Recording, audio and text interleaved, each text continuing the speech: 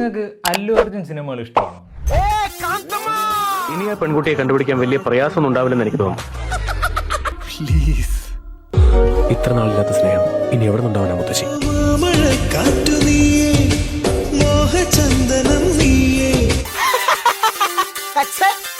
നിന്റെ ഈ love success ആവുമെന്ന് എനിക്ക് തോന്നുന്നില്ല. ഇനി എന്നും നീ എന്റെ കൂടെ ഉണ്ടാവണം, എന്നും ഉണ്ടാവണം. ഗാമോനോണ്ട് വാ.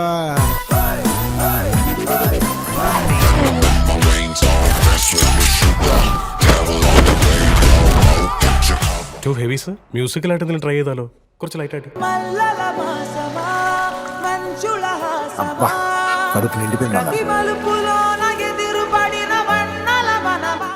ഏപ്രിൽ 8 ഐക്കൺ സ്റ്റാർ അല്ലു അർജുൻ്റെ ബർത്ത്ഡേ ആണ്. സോ ബർത്ത്ഡേ റിലേറ്റഡ് ആയിട്ടൊരു വീഡിയോ ചെയ്യണമെന്ന് ഇങ്ങനെ ആലോചിച്ചപ്പോൾ അദ്ദേഹത്തിൻ്റെ സിനിമകളെ പറ്റി സംസാരിക്കാം എന്ന് വിചാരിച്ചു. സിനിമകൾ എന്ന് പറയുമ്പോൾ ഇന്ന് അദ്ദേഹം ഒരു നാഷണൽ അവാർഡ് വിന്നറാണ്, പാൻ ഇന്ത്യൻ സൂപ്പർ സ്റ്റാറാണ്. അങ്ങനെ അദ്ദേഹം വളർന്ന അല്ലെങ്കിൽ പുഷ്പ പോലെയുള്ള സിനിമകളെ പറ്റിയല്ല എനിക്ക് സംസാരിക്കാനുള്ളത്. 90s കിഡ്സ് അല്ലെങ്കിൽ ഏർലി 2K കിഡ്സ് ഒക്കെ കണ്ടിട്ടുള്ള ഒരു മല്ലു അർജുൻ സിനിമകളുണ്ട്. ആ ഒരു സിനിമകളെ പറ്റിയാണ് എനിക്ക് പറയാനുള്ളത്. ഞാനും ഒരു സ്കൂൾ ടൈം കോളേജ് ടൈമിലൊക്കെ ഭയങ്കര വലിയൊരു അല്ലു അർജുൻ ഫാനായിരുന്നു. അതെന്ന് പറയുന്നത് എനിക്ക് തോന്നുന്നു അല്ലു അർജുൻ്റെ ആദ്യമായിട്ട് ഞാൻ കാണുന്ന സിനിമ എന്ന് പറയുന്നത് ആര്യ എന്ന് പറയുന്ന സിനിമയാണ്. മോസ്റ്റ്ലി അദ്ദേഹത്തിൻ്റെ ഒരു ബദ്രിനാഥിന് മുമ്പ് വരെയുള്ള സിനിമകളെല്ലാം ഞാൻ CD ഇട്ടിട്ടാണ് കണ്ടിട്ടുള്ളത്. മെജോറിറ്റി ആ സമയത്തുള്ള എല്ലാ സിനിമകളുടെയും CDകൾ എൻ്റെ കയ്യിലുണ്ടായിരുന്നു. സോ ഒരു റിപ്പീറ്റ്ലി കാണുന്ന സിനിമകളായിരുന്നു. എനിക്കൊന്ന് അദ്ദേഹത്തിനോട് നമുക്കെല്ലാവരും ഒരു 90s കിഡ്സ് അല്ലെങ്കിൽ 2K കിഡ്സിന് മനസ്സിലാവും. എനിക്ക് തോന്നുന്നു അദ്ദേഹത്തിനോട് നമുക്കൊരു ഇഷ്ടം ഉണ്ടാകാനുള്ള മെയിൻ കാരണം എന്ന് വെച്ചാൽ ഭയങ്കര റിലേറ്റബിളായിട്ടുള്ള സിറ്റുവേഷൻസ് ആണെന്നല്ല, അദ്ദേഹത്തിൻ്റെ ഒരു ക്യാരക്ടേഴ്സ് നമുക്ക് ഭയങ്കരമായിട്ട് റിലേറ്റ് ചെയ്യാൻ പറ്റുന്ന ഒരു കോളേജിൽ പഠിക്കുന്ന ഭയങ്കര ഒരു കെയർ ഫ്രീ ആയിട്ട് നടക്കുന്ന ഒരു പയ്യൻ, അദ്ദേഹത്തിൻ്റെ പ്രണയം. മെജോറിറ്റി ഓഫ് ആ ഒരു ടൈമിൽ ഇറങ്ങുന്ന അദ്ദേഹത്തിൻ്റെ എല്ലാ പടത്തിൻ്റെയും ഒരു കോർ പോയിൻ്റ് അല്ലെങ്കിൽ കോർ തീം എന്ന് പറയുന്നത് ലവ് ആയിരിക്കും. ഒന്നെങ്കിൽ പെണ്ണിൻ്റെ പുറകെ നടക്കുക, പെണ്ണിന് ഇഷ്ടം ഉണ്ടാവില്ല, വൺ സൈഡ് ലവ്, അങ്ങനെ ഒരുപാട് സെയിം തീം തന്നെ ആയിരിക്കും. പക്ഷേ നമ്മൾ അദ്ദേഹത്തിൻ്റെ ഡാൻസും ആ ഒരു ഫൈറ്റൊക്കെ കണ്ട് ഇഷ്ടപ്പെട്ട്, എനിക്ക് പേഴ്സണലി അദ്ദേഹത്തിൻ്റെ ഡാൻസ് ആൻഡ് ഫൈറ്റാണ് അദ്ദേഹത്തിൻ്റെ ഒരു ഫാനാക്കി മാറ്റിയത്. ഈ ഒരു ഡാൻസ് ആൻഡ് ഫൈറ്റുകളൊക്കെ കണ്ടിട്ടാണ്. എസ്പെഷ്യലി പിന്നെ പറയേണ്ടതെന്ന് വെച്ചാൽ അദ്ദേഹത്തിന് ഈ ഒരു കേരളത്തിൽ ഭയങ്കരമായിട്ട് അദ്ദേഹത്തിനൊരു ഫാൻ ബേസ് ഉണ്ടാകുന്നത് തെലുങ്കാന സ്റ്റേറ്റിലൊക്കെ അദ്ദേഹം ആ ഒരു ടൈമിൽ അങ്ങനെ വലിയൊരു സ്റ്റാറൊന്നുമല്ല, ഒരു നെപ്പോക്കറ്റ് ലേബലിൽ വന്നൊരു വ്യക്തി അദ്ദേഹം. പക്ഷേ കേരളത്തിൽ ഭയങ്കരമായൊരു തരംഗമാകുന്നു. ആ ഒരു ടൈമിൽ കേരളത്തിലും അങ്ങനെ ഒരു യങ്സ്റ്ററിൻ്റെ ഒരു പീസ് മിസ്സിങ് ഉണ്ടായിരുന്നു. ഇവിടെ അങ്ങനെ ഒരു യങ്സ്റ്റർ എന്ന് പറയാൻ പറ്റുന്ന രീതിയിലുള്ള ആക്ടേഴ്സ് ഇവിടെ ആ ടൈമിലില്ലായിരുന്നു. ഇപ്പോൾ നമുക്ക് നിവിൻ പോളി അല്ലെങ്കിൽ DQ അല്ലെങ്കിൽ നമ്മുടെ ഇപ്പോൾ വരുന്ന ആളുകളൊക്കെ സന്ദീപ് ആയിക്കോട്ടെ, സാഗർ സൂര്യ, അങ്ങനത്തെ നസ്ലിൻ പോലെയുള്ള യങ്സ്റ്റേഴ്സ് ഇപ്പോൾ ഉണ്ട്. പക്ഷെ ആ ഒരു ടൈമിൽ അല്ലു അർജുൻ ഇങ്ങനെ ഒരു 2006 ശേഷം ആ ഒരു ടൈമിൽ മലയാളത്തിൽ എസ്പെഷ്യലി നമ്മൾ ലാലേട്ടൻ, മമ്മൂക്കയൊക്കെ ഉണ്ട്, കുഞ്ചാക്കോ ബോബൻ, പൃഥ്വിരാജ്, അവരൊക്കെ ഉണ്ട്. എന്നാൽ പോലും കുറച്ച് സീനിയറായിട്ടുള്ള ആളുകളാണ്. ഒരു യങ്സ്റ്റർ എന്ന് നമുക്ക് ആ ഒരു ടൈമിൽ പറയാൻ പറ്റാത്ത ഒരു ഗ്യാപ്പ്. എസ്പെഷ്യലി അവർ ചെയ്യുന്ന സിനിമകൾ കുറച്ച്, ഇപ്പോൾ പൃഥ്വിരാജ്, രാജവണ്ണൊക്കെ ഉണ്ടായിരുന്നു, എന്നാൽ പോലും അവരും കുറച്ച് സീരിയസ് ആയിട്ടുള്ള സിനിമകൾ, ഔട്ട് ആൻഡ് ഔട്ട് എൻ്റർടൈനേഴ്സ് ഒന്നും അങ്ങനെ ചെയ്യുന്നില്ല.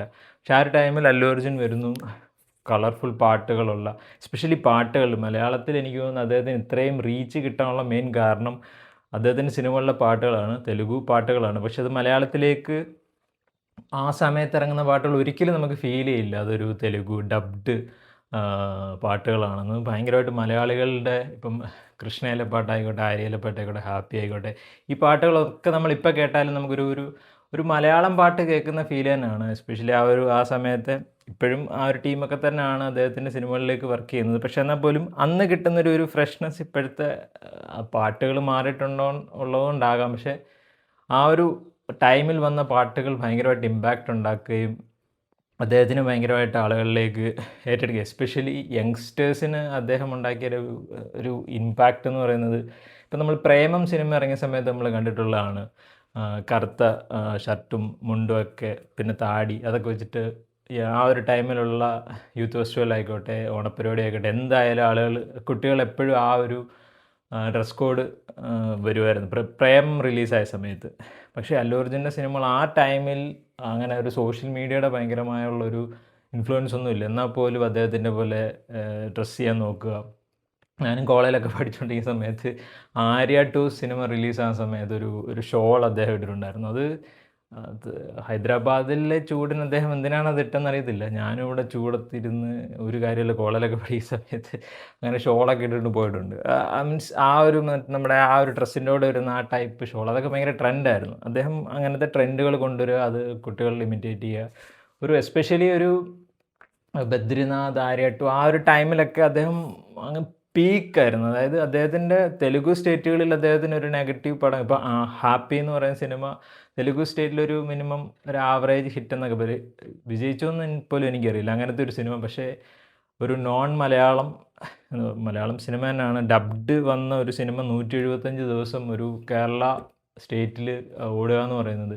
ഇന്നിപ്പോൾ അങ്ങനെ നമുക്ക് ആ ലോങ് റണ്ണ് നമ്മളിപ്പോൾ ശ്രദ്ധിക്കാറില്ല. പക്ഷേ ആ ടൈമിൽ ഈ ലോങ് റൺ 100 ദിവസം ഓടുക, 150 ദിവസം ഓടുക എന്ന് പറയുന്നത് ഭയങ്കര വലിയ കാര്യമായ ഒരു സമയമാണ്. അപ്പോൾ ഒരു അന്യഭാഷാ നടൻ്റെ സിനിമ 175 ദിവസം കേരളത്തിൽ എനിക്കൊന്ന് ഹാപ്പിയാണെന്ന് തോന്നുന്നു. ഒരു നോൺ മലയാളം സിനിമ അത്രയും ഡ്യൂറേഷനോ അത്രയും നാൾ ഓടിയ ഒരു സിനിമ. സോ ആളുകൾ ആ ഒരു ടൈമിൽ അല്ലു അർജുനെ ഏറ്റെടുത്തിരിക്കുന്നതെന്ന് പറയുന്നത് ഭയങ്കര ഇതാണ്. ആ ഒരു അതിൻ്റെ ഒരു അംശം പോലും ഇപ്പോൾ പുഷ്പയൊക്കെ ഇറങ്ങിയ സമയത്തുണ്ട്. ഓൾ ഇന്ത്യ അദ്ദേഹത്തിന് റീച്ച് വരുന്നു. പേഴ്സണലി ഞാൻ ഒക്കെ ഒരു ടൈമിലൊക്കെ ആഗ്രഹിച്ചിട്ടുണ്ടായിരുന്നു. ഞാനൊക്കെ കോളേജിലൊക്കെ പഠിക്കുന്ന സമയത്ത് അല്ലു അർജുൻ എന്ന് പറയുന്ന ഒരു വളരെ കുഞ്ഞൊരു ആക്ടറാണ് ആ ഒരു ടൈമിൽ. എസ്പെഷ്യലി ഒരു കേരളത്തിലറിയാം ലാലേട്ടൻ, മമ്മൂക്ക ഇപ്പോഴും അവർ തന്നെയാണ്. എന്നാൽ പോലും ഇപ്പോൾ തെലുഗു സ്റ്റൈലിലൊക്കെ ആണെങ്കിൽ ഭയങ്കരമായിട്ട് ഇപ്പം പവൻ കല്യാൺ എന്നൊക്കെ പറയുന്ന, അല്ലെങ്കിൽ മഹേഷ് ബാബു എന്നൊക്കെ പറയുന്ന വലിയ സ്റ്റാർസ് ഉള്ള ടൈമിൽ ഇദ്ദേഹം ഇപ്പം പ്രഭാസ് ആയിക്കോട്ടെ, അദ്ദേഹം ആയിക്കോട്ടെ, അല്ലു അർജുൻ ആയിക്കോട്ടെ, അവരൊക്കെ ചെറിയ ചെറിയ ഒരു ടയർ 2 ആക്ടർ എന്ന് പറയാൻ പറ്റുന്ന രീതിയിലാണ്. പക്ഷേ ഞാൻ ഒരിക്കലും പ്രതീക്ഷയില്ല അല്ലു അർജുൻ ഓർ പ്രഭാസൊക്കെ ഒരു പോയിന്റ് വരുമ്പോഴത്തേക്ക് ഇന്ത്യയിലെ തന്നെ ഏറ്റവും ഒരു വലിയ നടന്മാരായി മാറും. ഞാൻ ബാങ്കബിൾ ആക്ടേഴ്സാണ് ഉദ്ദേശിക്കുന്നത്. അവരുടെ ഒരു പടം വരുമ്പോൾ അതിനുള്ള ഇൻവെസ്റ്റ്മെൻറ്റും അതിൻ്റെ റിട്ടേൺ ഒക്കെയാണ് ഞാൻ പറയുന്നത്. സോ അത്ര വലിയ രീതിയിലേക്ക് അവർ വളർന്നു. പക്ഷെ എന്നാൽ പോലും അവരുടെയൊക്കെ സ്പെഷ്യൽ അല്ലു അർജുൻ്റെ ആ ഒരു ഇനീഷ്യൽ സ്റ്റേജിലുള്ള നമുക്ക് ഭയങ്കരമായിട്ട് റിലേറ്റ് ചെയ്യാൻ പറ്റുന്ന എന്താ പറയുക, ഭയങ്കരമായിട്ട് എൻജോയ് ചെയ്യാൻ പറ്റുന്ന കോമഡികളുള്ള സിനിമകളൊക്കെ ഞാൻ ഭയങ്കരമായിട്ട് മിസ് ചെയ്യുന്നുണ്ട് ആ ഒരു സിനിമ. ഇനിയും അല്ലു അർജുൻ്റെ അങ്ങനത്തെ ഒരു സിനിമ നമുക്കിനി എന്ന് കാണാൻ പറ്റുമെന്ന് ചോദിച്ചാൽ സിനിമയ്ക്കുള്ളിൽ ചെറിയ ചെറിയ ഫൺ മൊമെൻറ്റ്സുകൾ ഉണ്ടാകും എന്നുള്ളതല്ലാതെ അങ്ങനത്തെ ഒരു ചെറിയ ക്യാരക്ടർ അദ്ദേഹം എടുക്കുമെന്ന് എനിക്കറിയില്ല. എസ്പെഷ്യലി ഇവർ ഈ പാൻ ഇന്ത്യൻ സ്റ്റാർസ് എല്ലാം ലാർജർ ദാൻ ലൈഫ് ആ ഒരു രീതിയിലേക്ക് പോയി. എനിക്കൊന്നു ബദ്രിനാഥാണ് അദ്ദേഹം ആ ഒരു ടൈമിൽ ചെയ്തതിൽ കുറച്ചൊരു വലിയ ക്യാരക്ടർ, അങ്ങനെ നമുക്ക് റിലേറ്റ് ചെയ്യാൻ പറ്റാത്ത രീതിയിലുള്ളൊരു വലിയ ക്യാരക്ടേഴ്സായിട്ട് വരുന്നത്. ബാക്കിയുള്ള ആര്യയാണെങ്കിൽ ഡെഫിനറ്റ്ലി ആര്യ എന്ന് പറയുന്ന സിനിമയിലെ ഒരു ക്യാരക്ടർ നമ്മുടെ എല്ലാം ഉള്ളിൽ ഏതെങ്കിലും ഒരു പോയിന്റിൽ ഉണ്ടാകാൻ ചാൻസ് ഉള്ളൊരു ക്യാരക്ടറാണ്. ഹാപ്പിയും അതുപോലെ തന്നെയാണ്, ഭയങ്കരമായിട്ടൊരു ഹാർഡ് വർക്കിംഗ്. നമ്മൾ പഠിക്കുന്ന സമയത്ത് വർക്ക് ചെയ്ത് പഠിക്കുന്നു, പിന്നെ അവിടേക്കൊരു ലവ് വരുന്നു. അതിൻ്റെ സിറ്റുവേഷൻ ഇച്ചിരി അങ്ങനെ സാധ്യത കുറവാണ്, എന്നാൽ പോലും നമുക്ക് റിലേറ്റ് ചെയ്യാൻ പറ്റുന്ന ക്യാരക്ടറാണ്. ഇപ്പം ബണ്ണി ആയിക്കോട്ടെ, ബണ്ണിയും പിന്നെ അതും കുറച്ചുകൂടെ ലാർജർ ദാൻ ലൈഫാണ്, ഒരു മാസ് എൻ്റർടൈനറാണ് അതിനകത്തും. പക്ഷേ കോർ എന്ന് പറയുന്നത് കോളേജിൽ പഠിക്കുന്ന ഒരു പെണ്ണും ചെറുക്കനും ആ ഒരു കോർ പോയിൻ്റ് അവിടെ ഉണ്ട്. പിന്നെ especially one of my favourite movies എന്ന് പറയുന്നത് അല്ലു അർജുൻ്റെ ഫേവറേറ്റ് മൂവീസ്, എൻ്റെ പേഴ്സണൽ ഫേവറേറ്റ് എന്ന് പറയുന്നത് കൃഷ്ണ എന്ന് പറയുന്ന സിനിമയാണ്. സോ ആ ഒരു സിനിമയും ഈ പറഞ്ഞ പോലെ കോർ തീം എന്ന് പറയുന്നത് എന്താ പറയുക, നമ്മുടെ ഈ പറയുന്ന ലവ് തന്നെയാണ്. പക്ഷേ അതിനകത്ത് എനിക്ക് എന്തുകൊണ്ട് ഫേവറേറ്റ് ആണെന്ന് വെച്ചാൽ അതിനകത്താണ് ഒരു ഫാമിലിയുടെ ഇമോഷൻസ്, ഒരു ലവ് മാരേജിലേക്ക് പോകുമ്പോൾ ഒരു ഫാമിലിയുടെ ആസ്പെക്റ്റിൽ, ഫാമിലിയുടെ ആംഗിളിലേക്ക് വരുന്നു. അച്ഛൻ അമ്മ അവരൊക്കെ എങ്ങനെയാണ് ഇതിൽ എഫക്റ്റ് ആകുന്നത് അതിനെപ്പറ്റി പറയുന്നു. അതിൻ്റെ ഒരു എസ്പെഷ്യലി പ്രകാശ് രാജ് സാറും അല്ലു അർജുൻ അവർ തമ്മിലുള്ളൊരു റോഡിലുള്ളൊരു സീനുണ്ട്. അത് ലൈഫ് ടൈം എൻ്റെ പേഴ്സണൽ ഫേവറേറ്റ് സീനാണ്. അവർ തമ്മിൽ സംസാരിക്കുന്നത് ഭയങ്കര അഭിനയം ഇതുള്ള സംഭവം എന്നല്ല, പക്ഷേ അത് ഭയങ്കരമായിട്ട് റിലേറ്റ് ചെയ്യാൻ പറ്റുന്ന രീതിയിലുള്ളൊരു ഒരു പർട്ടിക്കുലർ സീനാണ്. സോ കൃഷ്ണയാണ് എൻ്റെ പേഴ്സണൽ ഫേവറേറ്റ്. അതിനകത്തും നമ്മളൊക്കെ ഇടുന്ന ഒരു നോർമൽ കൈൻഡ് ഓഫ് ഡ്രസ്സിങ് സ്റ്റൈലൊക്കെ ഉള്ളൊരു അല്ലു അർജുൻ. പിന്നെ നമ്മുടെ ബദ്രിനാഥൊക്കെ തുടങ്ങിയതിന് ശേഷം, ബദ്രിനാഥ് ഔട്ട് ഓഫ് അതൊന്നും പറയാനില്ല, അത് വേറെ ഒരു പരിപാടിയായിരുന്നു. പിന്നെ ആര്യ 2 വരുന്നു, അതും കുറച്ചുകൂടെ ആര്യയുടെ ഒരു റീബൂട്ട് കൺസെപ്റ്റ് വരുന്നു. പിന്നെ ഇതൊരമ്മായലതോ അല്ലെങ്കിൽ റോമിയോ ആൻഡ് ജൂലിയറ്റ് എന്നൊക്കെ പറയുമ്പോൾ കുറച്ചുകൂടെ ഒന്ന് വലിയ ഒരു ഇതിലേക്ക് അദ്ദേഹം മാറുന്നു. അതിൻ്റെ ഇടയ്ക്ക് ദേശമുദ്രു എന്ന് പറയുന്ന, അതായത് മലയാളത്തിൽ ഹീറോ എന്ന് പറയുന്നൊരു സിനിമയുണ്ട്. അതും എസ്പെഷ്യലി എനിക്ക് ഫസ്റ്റ് ടൈം സൗത്ത് ഇന്ത്യയിലൊരു 6 പാക്കിലൊരു ഹീറോ വരുന്നു. അത് അദ്ദേഹം ഭയങ്കരമായിട്ട്, എസ്പെഷ്യലി അതിൻ്റെ എന്താ പറയുക, അതിൻ്റെ ഒരു ലുക്കും അദ്ദേഹത്തിൻ്റെ ഒരു ഫിസിക് എന്ന് പറയുന്നത് ഭയങ്കര രസമുള്ളായിരുന്നു. ഔട്ട് ആൻഡ് ഔട്ട് ഒരു ആക്ഷൻ എൻ്റർടൈനറാണ്. അതും നമുക്ക് റിലേറ്റ് ചെയ്യാൻ പറ്റുന്ന ഒരു കോർ സബ്ജക്റ്റ് അല്ല, എന്നാൽ പോലും ഒരു ഔട്ട് ആൻഡ് ഔട്ട് എൻ്റർടൈനർ ആയിരുന്നു. ഫൈറ്റ് ഇഷ്ടപ്പെടുന്നവർക്ക് ഡെഫിനറ്റ്ലി അതിനകത്ത് യൂസ് ചെയ്യുന്ന കുംഫു കരാട്ടെ അങ്ങനത്തെ ഒരു സെറ്റപ്പിൽ ഒരു ഫൈറ്റ് സീക്വൻസ്, എസ്പെഷ്യലി അല്ലു അർജുൻ്റെ സിനിമകളുടെ ഒരു ഫൈറ്റിനൊരു എന്താ പറയുക, ഒരു നമ്മൾ കത്തി എന്ന് പറയുന്ന രീതിയിലേക്ക് പോകുന്ന ഒരു കൺസെപ്റ്റ് ഇല്ല. അത് കുറച്ചുകൂടെ ഒരു ഹാൻഡ് ടു ഹാൻഡ് കോമ്പാക്റ്റ് ഒക്കെ ഉള്ള, പിന്നെ അല്ലെങ്കിൽ അദ്ദേഹം പഠിച്ചിട്ടുള്ള എന്താ പറയുക കരാട്ടെ അങ്ങനത്തെ സാധനങ്ങളൊക്കെ മിക്സ് ചെയ്തിട്ടുള്ള ഫൈറ്റാണ്. അത് ഇടിക്കുമ്പോൾ നോർമലി ഉള്ള തെലുങ്ക് പടങ്ങളിൽ നിന്ന് കുറച്ചുകൂടെ ചിരി അദ്ദേഹം കുറച്ച് ലിമിറ്റിലായിരുന്നു അന്ന സമയത്തൊക്കെ ഫൈറ്റ് ചെയ്യുന്നത്. പിന്നെ ഹാപ്പി ഡെഫിനറ്റ്ലി പറയണം, ഹാപ്പിയാണ് ഒരു റിപ്പീറ്റ് വാല്യൂ. ഇപ്പോഴും കണ്ടാൽ നമുക്ക് ചില സീക്വൻസുകളൊക്കെ എപ്പോഴും കാണാൻ നമുക്ക് തോന്നും. എസ്പെഷ്യലി പാട്ടുകൾ ഭയങ്കര ഇഷ്ടമാണ്. പിന്നെ നമുക്കൊരു പോയിന്റ് കഴിഞ്ഞപ്പോഴത്തേക്ക് അദ്ദേഹം കുറച്ചുകൂടെ ഇങ്ങനെ എനിക്ക് തോന്നുന്നു സ്റ്റാറിലേക്ക് മാറി, ആക്ടറിലുപരി അദ്ദേഹം ഒരു സ്റ്റാർ ആകാൻ ഒരു പോയിന്റ് കഴിഞ്ഞപ്പോൾ വരുന്നു. പിന്നെ കുറച്ചുകൂടെ സരയനോട് യോദ്ധാവ് എന്ന് പറയുന്ന സിനിമ വരുന്നു. അത് കുറച്ചുകൂടെ കൊച്ചിരി ഒരു പർട്ടിക്കുലർ തെലുഗു സിനിമയാകാൻ തുടങ്ങി അദ്ദേഹത്തിൻ്റെ സിനിമകൾ. പിന്നീട് വരുമ്പോഴത്തേക്ക് എല്ലാവർക്കും അപ്പീൽ ആണ്, പക്ഷെ ഒരു പ്രോപ്പർ ഒരു തെലുഗു സിനിമ, ഒരു ഇടിയിൽ ഒരാൾ 10-20 മടങ്ങിലേക്ക് പോകുന്നു. പിന്നെ വരടു അല്ലെങ്കിൽ വരൻ എന്ന് പറയുന്ന ഒരു സിനിമ വന്നു. അത് എനിക്ക് തോന്നുന്നു അദ്ദേഹത്തിൻ്റെ കരിയറിൽ തന്നെ ഏറ്റവും ഡിസാസ്റ്ററായ ഒരു സിനിമയാണെന്ന് തോന്നുന്നു. പക്ഷേ എനിക്ക് ആ സിനിമയിലെ ഫൈറ്റ് ഉണ്ട്, എസ്പെഷ്യലി ഒരു ബസ്സിനകത്തൊരു ഫൈറ്റ് ഉണ്ട്, ഒരു ബസ് ഗരാജ് പോലൊരു സ്ഥലത്ത് കിടന്നൊരു ഫൈറ്റ് ഉണ്ട്. അത് ചെയ്തിരിക്കുന്നത് കിടുവായിട്ടാണ്. ഫൈറ്റ് ആ സിനിമയിലൊന്നും പറയാനില്ല, പക്ഷേ അത് കഥയും കാര്യങ്ങളൊക്കെ കുറച്ച് ഇച്ചിരി കൂടുതലല്ലേ എന്ന് തോന്നുന്ന രീതിയിലാണ്. അതങ്ങനെ ഒരു ഇതല്ല. പിന്നീട് വരുന്ന വേദം എന്നൊരു സിനിമ, അദ്ദേഹത്തിൻ്റെ ഒരു ആക്ടർ എന്നൊരു രീതിയിൽ അദ്ദേഹം എത്രത്തോളം ഇവോൾവ് ആയിട്ടുണ്ട്. അപ്പോൾ ഒരു ആക്ടിങ് അല്ലല്ലോ ഇവരുടെ എന്ന് വെച്ചാൽ ഇവർ കൂടുതൽ എൻ്റർടൈനർ പരിപാടികളാണ്. തെലുഗു സിനിമകൾ എന്ന് പറഞ്ഞാൽ കുറച്ചുകൂടെ ലാർജർ ദാൻ ലൈഫ് ക്യാരക്ടേഴ്സ് ചെയ്യുന്ന ആളുകളാണ് മെജോറിറ്റി. അവിടുത്തെ അവിടെ അങ്ങനെയാണ്. നമുക്കങ്ങനെ മലയാളത്തിലോട്ട് ഭയങ്കര സെറ്റിലായിട്ട് അഭിനയിക്കുക എന്ന് പറഞ്ഞാൽ അവിടുത്തെ ഒരു കൺസെപ്റ്റിൽ അത് പറ്റില്ല. അവർ കുറച്ചുകൂടെ ഒരാളെ ഇടിക്കുമ്പോൾ അയാളൊരു 10 തവണ പോകണം, അതാണ് അവർക്ക് വേണ്ടത്. സോ ആ ഒരു കൾച്ചറിലേക്ക് അദ്ദേഹവും പിന്നെ മാറുന്നു. പക്ഷേ വേദം സിനിമ കുറച്ചുകൂടെ അല്ലു അർജുൻ്റെ എന്താ പറയുക ഒരു ആക്ടിങ്ങിൽ കുറച്ചുകൂടി ഇമ്പ്രൂവ് ആയതുപോലെ തോന്നി, അങ്ങനെ ഒരു ആക്ടർ എന്നൊരു രീതിയിൽ. പക്ഷെ പിന്നീട് വരുന്ന സിനിമകളാണ് കുറച്ച് അദ്ദേഹം ഈ പറയുന്ന യബുഡു എന്ന് പറയുന്ന ഒരു സിനിമ, രുദ്രമദേവി, അതിലൊക്കെ കുറച്ച് കെമയൊക്കെ വന്നിട്ടുണ്ട്. എന്നാൽ പോലും അദ്ദേഹം ഒരു സ്റ്റാറായി ആ ടൈമിലേക്ക് മാറാൻ തുടങ്ങി. ഒരു കൊമേഴ്ഷ്യലി അദ്ദേഹത്തിനൊരു മിനിമം അദ്ദേഹത്തിൻ്റെ സിനിമകൾക്കൊരു മിനിമം കളക്ഷൻ വരാൻ തുടങ്ങുന്നു. അങ്ങനെ ഒരു ആക്ടറിൽ നിന്ന് മാറി അദ്ദേഹം ഒരു സ്റ്റാർ. എല്ലാ വലിയ നടന്മാരും ഒരു സ്റ്റാറായി കഴിയുമ്പോഴത്തേക്ക് അവർക്കുണ്ടാകുന്ന ഒരു മാറ്റമുണ്ട്. അവർ പിന്നെ അതിനെ കൊണ്ടുപോകുന്നത് കുറച്ച് പ്രശ്നമാണ്. ആ ഒരു ടൈം തൊട്ടാണ് മലയാളത്തിൽ നിന്നാണെങ്കിൽ അദ്ദേഹത്തിന് കുറച്ച് അപ്പം അന്ന് കിട്ടിക്കൊണ്ടിരുന്ന, ഇപ്പോഴും അല്ലു അർജുൻ ഫാൻസ് എന്ന് പറയുന്നത് അവിടെ ഉണ്ട്, ഇല്ലെന്നല്ല.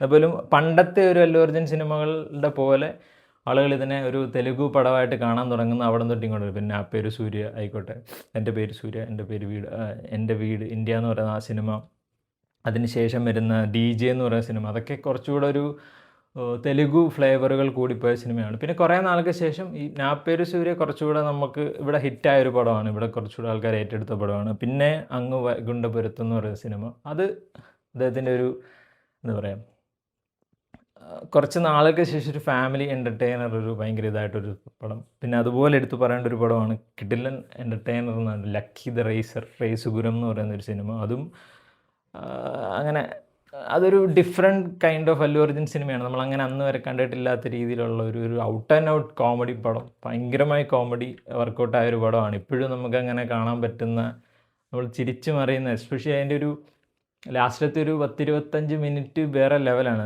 ബ്രഹ്മാനന്ദം അദ്ദേഹം കൂടെ വന്നു കഴിയുമ്പോഴത്തേക്ക് ആ പടം വേറെ മോഡാണ്. ഇപ്പോഴും നമുക്കങ്ങനെ കാണാൻ തോന്നുന്നു.